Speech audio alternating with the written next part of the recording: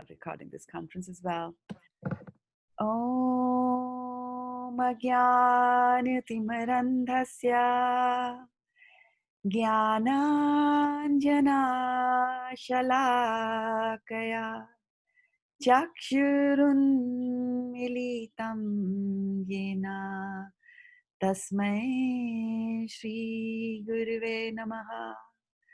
Matsamo nasti papatma na paradhi cha kaschana parihare pilajyame kim bhuve purushottama yuvati nam yatha yuni yunam cha yuvato yatha mano bhi ramate tadvan mano me ramatam tvai bhumau skhalita padanam bhumirevavalambanam त्वयि जातापराधानां त्वमेवा शरणं प्रभो गोविन्दा वल्लभे राधे प्रार्थये त्वामहं सदा त्वदीयम् इति जानातु गोविन्दो मां त्वया सह राधे वृन्दावनाधीशे करुणामृतवाहिनी कृपया निजपादाब्जा दास्यं मह्यं प्रदीयताम्. Okay, Suyash Prabhu, if you can give us the reading order, then we'll go over the translations for this verse. Ishwari Radhika Mataji, Niral Prabhu, Khyati Mataji, Suyash, Mansi, Varshana Mataji, Shraddha Mataji. Okay, so let's get going on that. O Purushottama, no sinner or offender is as bad as I am. How can I describe my shame? Just as the minds of young ladies take pleasure in a young man, and the minds of young men take pleasure in a young woman, kindly let my mind take pleasure in you alone. Okay, scrolling up for the next devotee.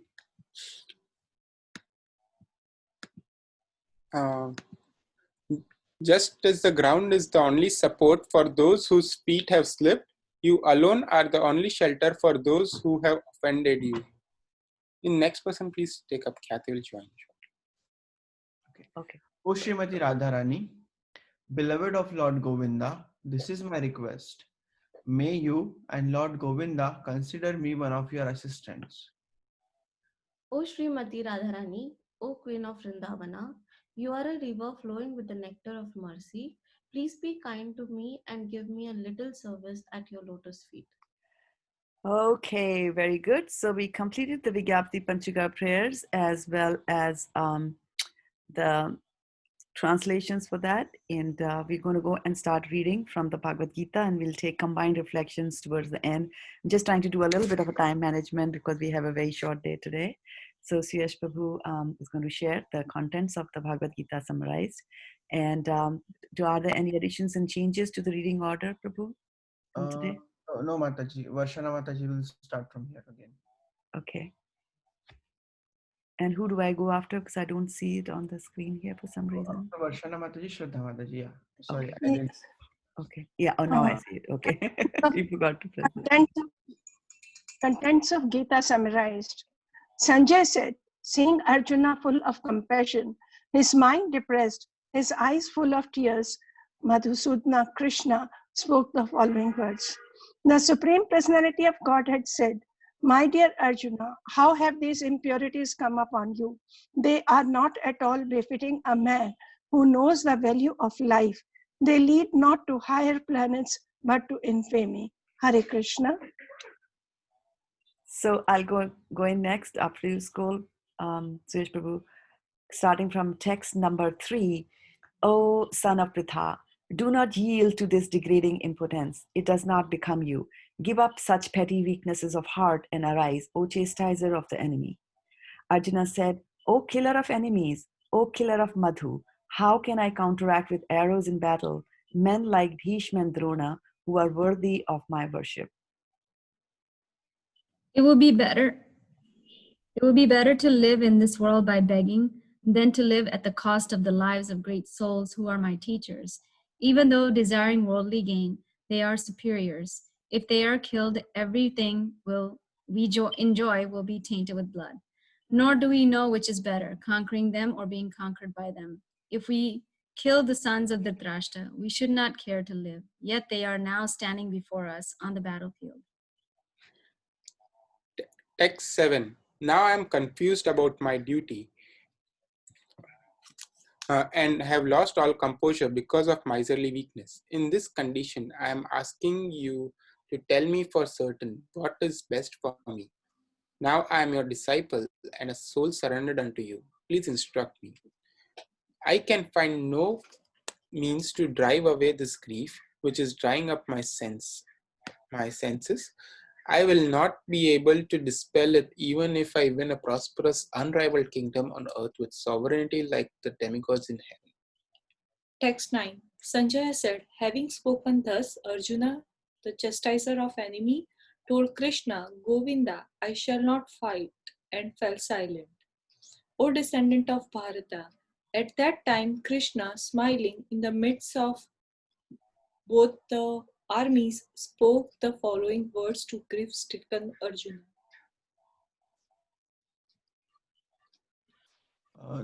The Supreme Personality of Godhead said, while speaking learned words, you are mourning for what is not worthy of grief. Those who are wise lament neither for the living nor for the dead. Never was there a time when I did not exist, nor you, nor all these kings, nor in the future shall any of us cease to be. As the embodied soul continuously passes in this body from boyhood to youth to old age, the soul similarly passes into another body at death. A sober person is not bewildered by such a change. O son of Kunti, the non permanent appearance of happiness and distress, and their disappearance in due course, are like appearance and disappearance of winter and summer seasons. They arise from sense perception, O scion of Bharata, and one must learn to tolerate them without being disturbed.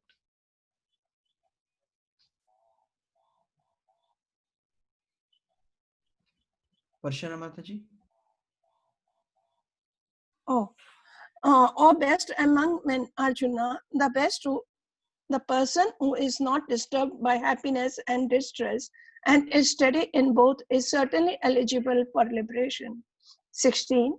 Those who are seers of truth have concluded that the non-existent, the material body, there is no endurance, and of the eternal, the soul, there is no change.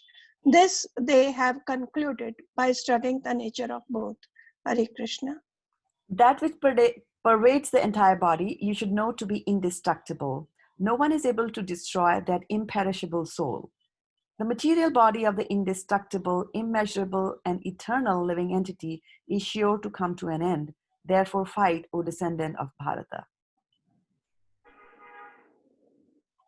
Neither he who thinks the living entity the slayer, nor he who thinks it slain is in knowledge. For the self slays not, nor is slain. For the soul there is neither birth nor death at any time. He has not come into being, does not come into being, and will not come into being. He is unborn, eternal, ever existing, and primeval. He is not slain when the body is slain. Text 21. O Partha, how can a person who knows that the soul is indestructible, eternal, unborn, and immutable kill anyone or cause anyone to kill? As a person puts on new garments, giving up old ones, the soul similarly accepts new material bodies, giving up the old and useless ones. The soul can never be cut into pieces by any weapon, nor burned by fire, nor moistened by water, nor withered by the wind. This individual soul is unbreakable and insoluble, and can be neither burned nor dried. He is everlasting, present everywhere, unchangeable, immovable, and eternally the same. It is said that the soul is invisible, inconceivable, and immutable. Knowing this, you should not grieve for the body. If, however, you think that the soul or the symptoms of life will always be born and die forever, you still have no reason to lament, O mighty armed. One who has taken his birth is sure to die, and after death, one is sure to take birth again. Therefore, in the unavoidable discharge of your duty, you should not lament. All created beings are unmanifest in the beginning, manifest in their interim state, and unmanifest again when annihilated. So, what need is there for lamentation?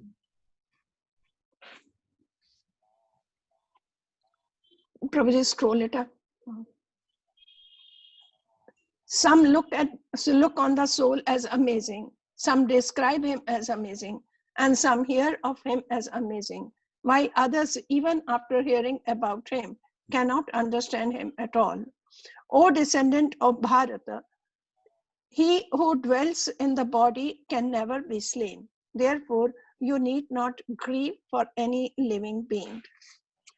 Considering your specific duty as a Kshatriya, you should know that there is no better engagement for you than fighting on religious principles, and so there is no need for hesitation.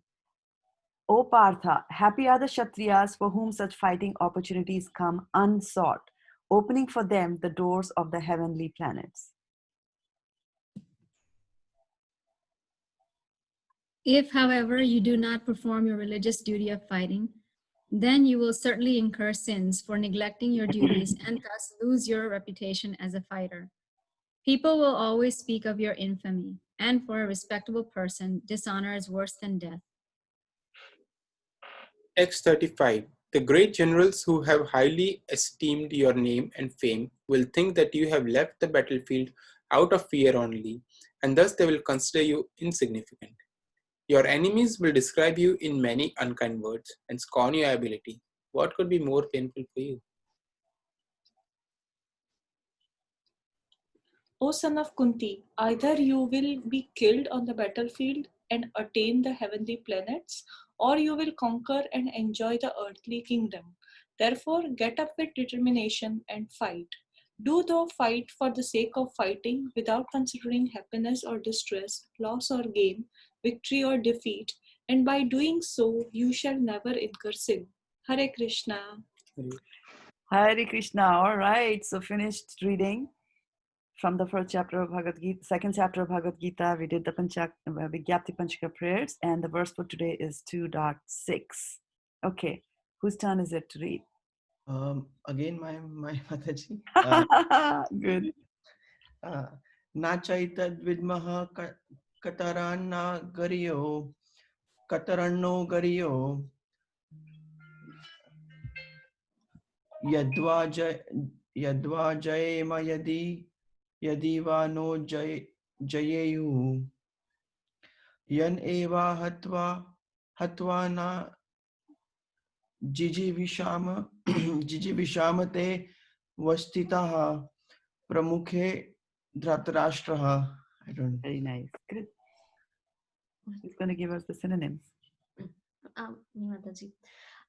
Na, nor, cha, also, etat, this, vidma, do we know, katarat, which, na, for us, gariya, better, yatva, whether, jayama, we may conquer, yadi, if, va, or, na, us, jayayu, they conquer, yan, those who, eva, certainly, hatva, by killing, na, never, jiji vishama, we would want to live, they, all of them, avastita, are situated, pramukhe, in the front, dhritarashtra, the sons of dhartarashtra, the sons of dhritarashtra. Nor do we know which is better, conquering them or being conquered by them. If we kill the sons of Dhritarashtra, we should not care to live. Yet they are now standing before us on the battlefield. Hare Krishna. Okay, the purport here. Arjuna did not know whether he should fight and risk unnecessary violence, although fighting is the duty of the Kshatriyas, or whether he should refrain and live by begging. He did not conquer if he did not conquer the enemy, begging would be his only means of subsistence. Nor was there certainty of victory, because either side might emerge victorious. Even if victory awaited them and their cause was justified, still, if the sons of Dhritarashtra died in battle, it will be very difficult to live in their absence. Under the circumstances, that would be another kind of defeat for them. All these considerations by Arjuna definitely prove that not only was he a great devotee of the Lord, but he was also highly enlightened and had complete control over his mind and senses. His desire to live by begging, although he was born in the royal household, is another sign of detachment. He was truly virtuous as these qualities combined with his faith in the words of instruction of Krishna, his spiritual master, indicate. It is concluded that Arjuna was quite fit for liberation. Unless the senses are controlled, there is no chance of elevation to the platform of knowledge. Unless the senses are controlled, there is no chance of elevation to the platform of knowledge. Very important. And without knowledge and devotion, there is no chance of liberation. Arjuna was competent in all these attributes over and above his enormous attributes in his material relationships. Hari Om Tat Sat. Okay, so now is the time to go and do all the reflections for the day today. Starting with Vigyapti Panchaka reflections, and we'll go into that right after I acknowledge our devotees who are watching us on Facebook. Namazya Bhaktin, Namazya Mataji, Sudapa Mataji is there on Facebook today. Of course, Dilip Bhai Patel was there, has been there since morning. And then Vinu Kohli Mataji has joined, as well as Rohit Kumar Prabhu. And I think Tam Eva Sharanam Prabhu is what Vidyavadhu Mataji is saying from the Vigyapti Panchaka prayers. So, okay, so let's get going and see what Give me shelter. Give me shelter unto your lotus feet. Give me shelter unto your I lotus was going to say same thing. Dasyam Mahyam Pradiyatam. Dasyam, it's trending today, huh? Purushottama. Papatma. Papatma, okay, good. O Purushottama, I am the most sinnest and offender. I'm the biggest sinner and offender. I like, look at her resume. Let me take shelter in you alone. Let me take shelter in you alone, right? The alone part is very important, right? Where else do we take shelter otherwise typically? In our mind. Senses. Senses. Our mind desires, right? Yeah, shelter. Mind, Shelter. desires, senses. Shelter. Indulgence in our senses. Shelter. Home. Parents. Parents, Mataji. Yes, Parents, take shelter of your parents, yeah, of the spouse, family, extended family. Elders. Take shelter of the children when we get old. Yeah, you take shelter of your children when you go old. And so we are faced with perplexities and of course miseries. More than that, more important, we are faced with miseries all the time in our life, and so we need to take shelter from that. Thing is coming at me and I need to go hide somewhere, and so we try to hide behind all kinds of nonsensical things, which is, family members. So like, what can a father do if a child is suffering from cancer? He cannot cure. There is Krishna's will, right? Like that. Prahlad Maharaj says that in Srimad Bhagavatam. He says that, even if the parents give a medicine to the child, right? We might think, oh, well, we need the parents. After all, they're going to take him to the hospital. They're going to get the medicines and all that. Yes, all that is right. But the ultimate sanction comes from Krishna. And that is why these verses are talking about that I will take shelter in you alone. So taking shelter in you alone doesn't mean that we are like, I don't care about my parents. I don't care about this and that. It's not like that. It's about essentially understanding in your mind that even if you have a father, I mean, so many cases are there in life where father was an extremely rich man and he tried to establish his son, and the son never gets established in the business. He just cannot. They just keep on pouring the money, and it's like a drain. You keep on pouring, and just, the son just drains it all out, right? So you can. We rely on our strength. We rely on our intelligence. We rely on our connections and relationships. We rely on so many things. And this coronavirus is showing us so much on, what can you do? Even if you have all the money in the world, if the item is not in the shelf, what will you buy? Right? Like that. And at this time when we were thinking of the coronavirus opening up and, shops opening up, offices opening up and things like that. Now here in USA, we have got, curfew. So you can't even, do that. Yeah. So we have to rely on Krishna, because if it's only when Krishna likes it, Krishna can lift all the curfews. When Krishna was born, what happened?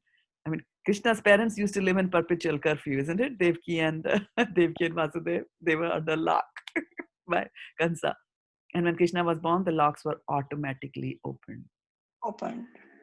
Right? So Krishna is that powerful that Krishna can do something like that, that he can open all the locks that are there and make way for us. So we have to just rely on Krishna. Do your thing and rely on Krishna. And that's why he's saying karmarnedadhikaraste ma phalechu kadachana. Right? And kante apati jane hi name bhakti apranaschitti, and that's why we have Achyuta, as the name of Krishna. Like that. Good. Yeah, what else? What else? We have some time today. We have 7 minutes. Vahini. Say that loudly. Manasi, I couldn't hear that. Radhe Vrindavanadishe Karunamrita Vahini. Karunamritavani, right. So yeah, Manasi got that today. Okay. And then detachment is a great quality of a devotee, and Arjun is perfect inspiration for us to follow, is what Achyuta Radhe is telling us on Facebook here. Thank you, Mataji, for sharing that. And then Arjun is a suitable candidate for receiving spiritual knowledge, right? So what made him a suitable candidate? Because he can easily renounce everything, right? He's not taking ownership or proprietorship of anything that Right. he has. Right. And And he has, surrendering. yeah, and he has seen that, right? We have seen that they went to Vanvas twice, so they lived by like with very minimum things, right? So he thinks in his mind that that was easier than killing their friends and brothers. Yeah. Yeah.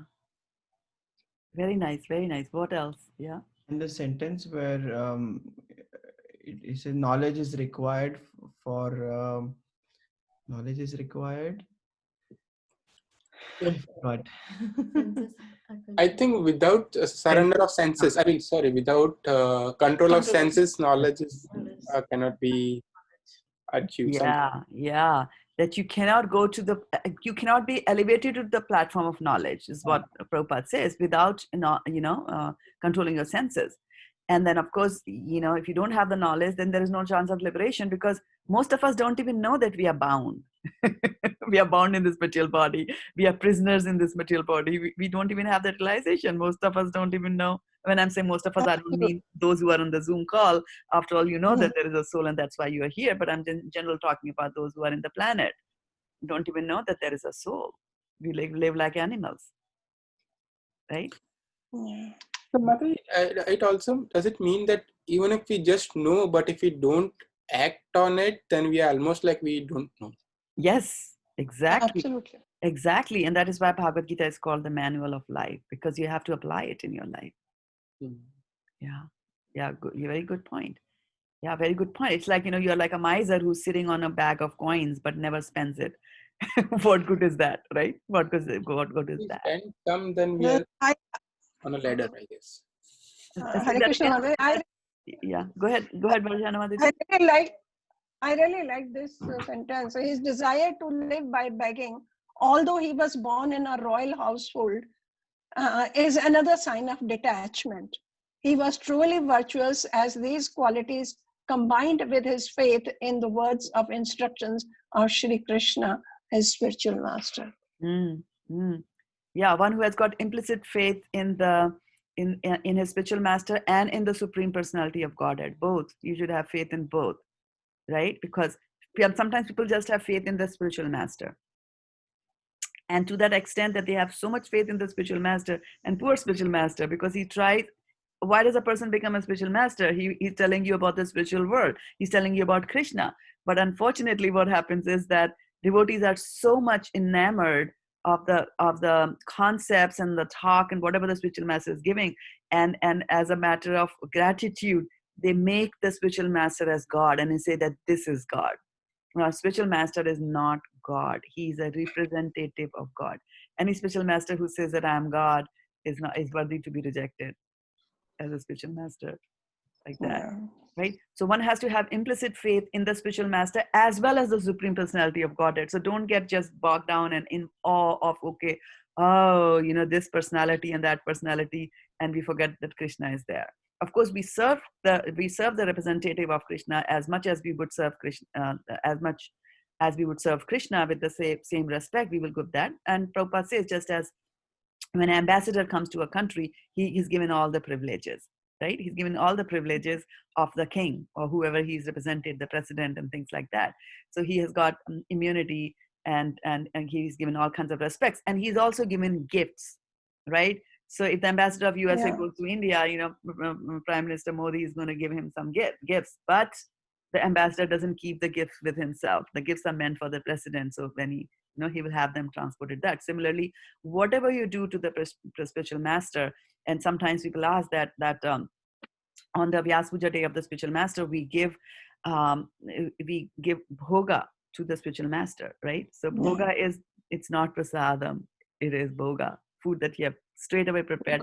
You're offering it to your spiritual master. Now this is a deviation from what we do every day. We first offer things to the deity, and then we distribute prasadam. But here it seems to be just the opposite thing. So so what is that? Is the spiritual master the God? No. Does it make him God? No. So a true spiritual master, whatever is given to him, passes it to the Lord. So even if you're giving the bhoga to your spiritual master, even if you're putting it everything, he doesn't take it. Now he will first offer it to the Lord, by which it becomes prasadam, right? And then you eat the remnant. So you're eating, mahaprasadam, because it was prasadam first because Krishna ate it, and then your spiritual master ate it, and then you go and have the mahaprasadam like that. So that's the way. So, but both we have to keep in mind both, and we have to understand, and that is why here it is saying that you cannot get knowledge. And when you're talking about knowledge is not about knowing can you see electrons using an electron microscope or not, and how does it look like. That is material knowledge. The real knowledge is to understand who God is. And then if you have implicit faith in the words of your spiritual master as well as the words of Krishna, like the Bhagavad Gita that we're reading, then all the imports, right? The imports, then the meanings and the important parts of the Vedic literature are revealed to such a person. And we can see that happening over here, that Arjuna has not yet surrendered. And you can see how fantastic Krishna is, that Arjuna has spoken in first chapter to Krishna a lot. And then then Krishna speaks a little bit. Sanjay tells us that now Arjuna is crying, and when Krishna is a little bit strict with him, Arjuna is again coming back and saying this and that. And when he's saying this and that like that, Krishna is just quietly listening. Krishna is not even saying There is no thing like Shri Bhagavan Uvacha. Complete rapt attention. That's how he's listening to him. And that is a listening skill from Krishna that we should also learn today. Okay. So I'm watching the clock over here. It's 7 o'clock. So I'll have to take leave of you. And then we'll meet again tomorrow. Okay. Have a fantastic day. Just think about these things that we discussed, and be with Krishna and have faith in your spiritual master and have faith in Krishna.